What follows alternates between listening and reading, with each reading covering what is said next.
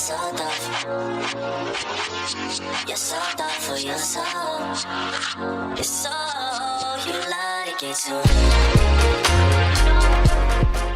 Hello and welcome to Every Takes, where I get to talk about a specific topic with a friend. And today I'm talking with my friend SeaAphrodite, awesome human being, financial expert, and just I really enjoy talking to you. Today we're going to be talking about something that I was like, I don't know, but pegging is a really interesting subject, and you you know exactly what you're doing because from your videos they are very eye opening. So thanks for coming today. Sure, of And course. pegging, yeah, like what I guess what's your entry? How did pegging enter your life?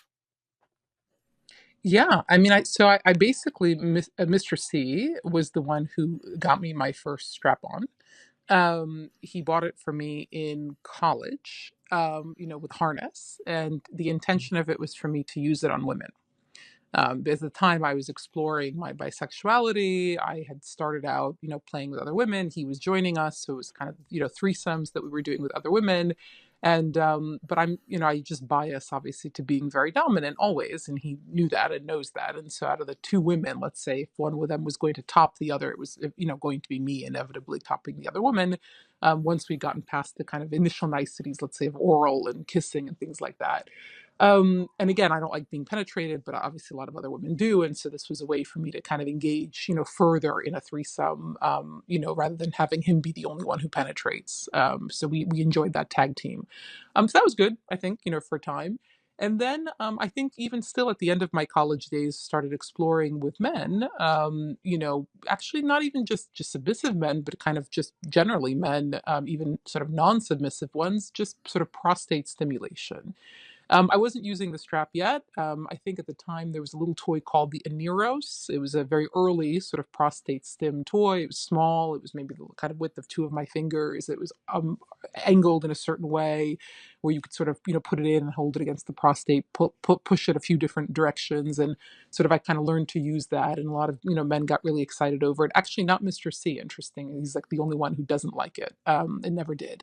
And we definitely tried with him a variety of ways because it was sad to sort of see him not be able to benefit from sort of prostate pleasure.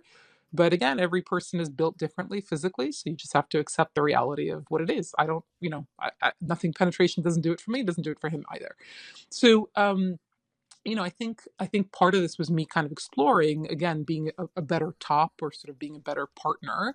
That if men do have this organ, this prostate, why not sort of benefit from it? And the answers are multifold, right? In terms of why men don't benefit from it. A lot of them are cultural, right? So a lot of males think that any kind of insertion, any kind of prostate stim, anything that goes inside the ass, is automatically gay, right? So that's like the first problem, right? That even if it's a beautiful woman who's putting in her finger or a small toy, that just because you're sort of being like inserted into, that automatically makes you submissive, a bottom, and probably not straight. Mm, So that was definitely a bigger problem years ago. When I was 20 years old, 20 years ago, I think that culturally, men had not come around to this sort of prostate pleasure issue. mm, I would say it's radically different 20 years later in terms of the young people today and their willingness to kind of explore. And then even older people have come along, right? And so culturally, we've just changed as a society mhm,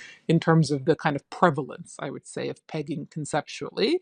And in practice, and people being kind of willing to explore prostate pleasure, whether they're straight or bisexual or gay or anywhere on the spectrum, mhm, right? So, so I think at some point I was certainly using that strap, on women, both, vaginally and anally, and then on men as well. And I've had actually the same harness and kind of strap, my standard size, for all those years, for 20 something years, then obviously acquired other toys over time. As I said, I think, as I have said rather, that I think, the act of being penetrated is something really different, I think, to feel for most men, because you have a culture that is sort of phallic in nature, and so it is the penis that is the center of all male sexuality. When you are a teenager or younger and you first explore your sexuality, you masturbate, right, right, and right. everything's centered around the penis, right? Very few young boys who are like 12, 13, whatever, masturbating for the first time are putting their fingers inside themselves. Mm, Most of them are focused on the penis. That's the primary area. So the exploration of being inserted into, being kind of the recipient, is something really different. And it takes, again, that mental shift and being comfortable with that mental shift. And it's different for people from different cultures, different backgrounds, different religions, different like places in the world, right? Where like masculinity, the kind of phallic version of masculinity, is either kind of more or less, focused on, celebrated. And so there's some cultures where people have a really big bias around this, or kind of like a wall up around it. And I liked, like letting go of that, exploring that with people, showing them how good it could feel, changing their mindset around it. I'd always be kind of offering, hey, let me use my fingers. Let me be the first person to show you if you like this. Let me touch here. Let me touch there. What do you think? mm, That exploration is really fun. And, obviously it's escalated to the point where I peg a lot. I peg a lot of first time folks. I have learned how to relax someone because it's obviously very mental, whether you allow the muscles to relax so that something can enter. mhm, It's almost 100% mental rather than physical. Very few people have a physical problem with it, mm, but they have to mentally relax. And so the kind of act of doing that and then learning the right kind of positions to put people into, like different bodies, do better in different positions, the right size for someone. I mean, all of that kind of experience that you create, all of that is obviously something you learn over time. mhm, And so I've got many, many years of experience now doing it. But I think at the crux of it for me is this sort of concept of, again, allowing men to feel like a slutty bottom, through penetration. Although some men don't perceive it that way. I mean, like I said, some men feel like a power bottom, right? They're just experiencing the pleasure, but that doesn't make them any less masculine. mhm, And some men do take it as an opportunity to feel a bit more femme, in that experience. And so there's definitely different types of reactions to it beyond just the physical pleasure. There's the kind of psychological reaction that somebody has to it and what it makes them feel like. And all of those are valid. Like the entire spectrum is super mhm. valid. And all of those are things that I enjoy. So with I guess your partners, how do you prepare them mentally and physically to relax and all that? I mean, I think part of it is just knowing they're in good hands. I imagine, right? Because they've obviously seen me do this, and part of it is, I mean, there's a variety of things, right? I do plug people first. Typically, I use a plug, and so I use my fingers first, right? So I start with fingers, a lot of lube, very slow, and I'm exploring for kind of like where is the limit? You put a finger, two fingers, three fingers, you stretch, stretch, stretch, and you're trying to figure out like, are you hurting someone?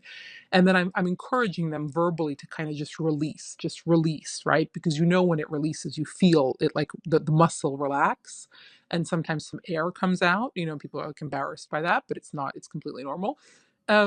And so, when you get that relaxation, you start to get a sense of whether the person, just again, physically, people are different. Can they take a smaller plug, a bigger plug? I mean, some people can stretch right away for something quite large. It obviously takes a ton of experience to be able to, let's say, like, put a fist in or something like, or like a hand. But, a beginner person, usually I can get a medium plug in. Then I do some vibration. I use like a vibrator on the plug and a vibrator on kind of all the areas around, like the balls and around the penis. And you're just, relaxing someone. In a very, very rare instance, somebody doesn't relax as well. And then I use poppers, which is a liquid, right, that somebody can sniff and it kind of relaxes them and relaxes their muscles a little bit. But I tend to stay away from it like 99% of the time, unless it's really, really kind of needed. I think people have worries about cleanliness. So Ah, kind of the preparation for, and in some cases I've had kind of, and we can talk about it in the taboo kinks, but like cleaning, can be partly a kink. Like if I do that for someone, if I clean them out, with water or what have you. But usually people show up fairly clean. They can kind of manage it. And then I always sort of say, like, it's just part of the territory. Like, you accept that there could be something and somebody's not kind of fully empty. mm, And that can get in the way or not. It just sort of depends on the nature of it. Sometimes it's just not feasible to do because it's going to make too much of a mess. And sometimes it's actually okay. And I can sort of like clean them out quick, and then we can keep going, right? Mm. So that human piece of it, that when people kind of stress out about that and feel kind of insecure about it, is something that you have to surmount too. Because anytime you have anal play, there's a risk, obviously, because it is obviously a two-way street, and there's the primary purpose of the ass, right, which can always get in the way there. Um, and then in terms of positions, I feel like, again, it really depends on the person's anatomy. It depends on how they kind of hold their body. But there's, on all fours is a way that's possible. Laying on the back and kind of looking up at me is another way. The most sort of challenging people who really are tight, and are struggling, I tend to put them on their side so that they kind of are laying on their side. They anchor one of their hips down to the mattress. They put all that sort of pressure on the one hip, right? They're kind of laying, like almost sinking into the mattress. And I'll lay behind them, and I'll kind of like spoon them, right? So we're like creating like a little spooning, and I put my knees up behind the back of their knees. And then I'm kind of entering very, very slowly, like in that laying position. And we only do that for a little bit. And then we sort of switch to an easier position where I have more range of motion when they're open. And so then we'll do kind of all fours, or again, usually maybe them on their back. Also, looking up at me tends to make people happy, because I'm usually topless, right? So they get to kind of like observe me from below, Mm. and that tends to help them open up as well. All right. So that is you kind of helping the person. Are there things a person can do on their end to prepare for it? Yeah, I mean, I think, like I said, being confident about kind of cleanliness it's actually more important for them than me. I'm a mom, I've got pets. I mean, like, I'm not very squeamish. But if somebody feels not confident, that's going to obviously take away mentally from their experience, and they won't want to do it. Mm. So being clean, I think that's important. So people who kind of like go and buy, like a douche, right? Like a something that they could use, an enema, right, to clean themselves. That usually helps them feel more confident. Hmm. People do ask a lot if they should practice, like should they use plugs before they come to see me, and I would say sure. Like, I think if you're enjoying that, you're not hurting yourself, you're enjoying it, you like the kind of anticipation element as well, then you can. But I've had people walk in who literally have never had a finger inside, and I can still manage. Okay. So it just sort of, like it's a muscle, so it closes. So just because you used the plug yesterday doesn't mean there's any difference now when you show up. What it might mean is that you have trained yourself mentally to open for a plug, which means it'll be easier for you to mentally open for me. Mm. But if you haven't, that's also okay, because as I said, I know how to kind of walk you through it too. Right. Okay. So, one last thing that just came to mind, like you said earlier on, that there are people that think or feel just by having anything happen around your anal cavity makes you gay. What do you tell those people? I mean, it's exactly what I said. I mean, it's a beautiful woman, who's touching you. Like, there's inherently nothing gay about that, and you obviously have an organ, a prostate, right? So, like, why is that any different? Like, why is that pleasure inferior to the pleasure that you get from the cock, right? I mean, you sort of say to them that this is a fake construct. You've kind of created this in your head, right? Like, and I almost encourage people to go back to themselves mentally at age 10, 11, the first time they discovered their dick and started to masturbate, right? It's like you discovered a source of pleasure. You probably got kind of obsessed with it, actually, right? Because you're young, and it's like something that you can do for yourself, which is really amazing. It feels great, and that's where obviously very young, boys, right, or girls, but so the kind of experience of finding your own body is what I talk about. That I say, like, you found another part of your body now that gives you pleasure. There shouldn't be like a value system, attached to it. Like, this is inferior, that's superior, this is better, worse. Like, it's just your body that God gave you. And you have 70 years on this planet, you get to explore pleasure. Like, why not take advantage of it, Yeah. right? So take advantage of it on your own, take advantage of it with the partners you want to have. If that partner is always a beautiful woman who's doing it with you, like, there's no reason to think that it has anything to do with your sexual preferences, right? It's just you enjoying your body. Mm. I think a lot of men pass a lot of judgment on themselves. Again, are very difficult on, like, they're hard on Hmm. themselves in a way that they wouldn't be to their own partner. And so I encourage that too. Like, for example, there's women who judge men for wanting to be pegged. It's not just men. Sometimes I hear a lot about men who would like their partner to peg them, their wife. And when they bring it up, she's really judgmental and she kind of makes the inference that, oh, you must be gay, or like that this is not normal. Mm.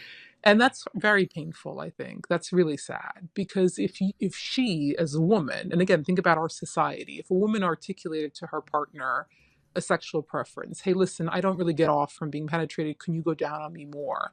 And he said no. Like, that's not normal. You have a vagina and a penis should go in that vagina. And if you're not enjoying that, then there's something wrong with you, and I Right. shouldn't have to I shouldn't have to do extra for Right. you. Right. We would all condemn him. Like, how can he do that? How can he be so, unprogressive about sort of female sexuality? But we don't, for some reason, condemn the same way women who are like, well, no, I don't want to penetrate you. And I think this is abnormal. And like, your partner is your partner regardless, right? And when you're there, you should want to make them feel good and happy. And if it's, especially again, if you're in the context of the two of you Hmm. together, if they're asking for something, you want to sort of examine why you would say no to it, right? Right. Or why you wouldn't take their pleasure and their happiness into account, just the same way that you would expect them to do it for Right. you. So again, I think these are cultural and societal sort of norms that we need to keep pushing on, because like there's no reason that our like, I have a son and a daughter, there's no reason that my son should have to be limited when he grows up in his ability to enjoy his Mm. body. I would never want that for my daughter, so why would I want that for him? Wow. Always awesome talking to you. Thank you so much for sharing that. And I can't wait to have you back for another topic. Thank you so much, Aphrodite. Thank you. Thanks. You're so thoughtful, you're so thoughtful. You're so thoughtful, you're so. You're so. You like it too.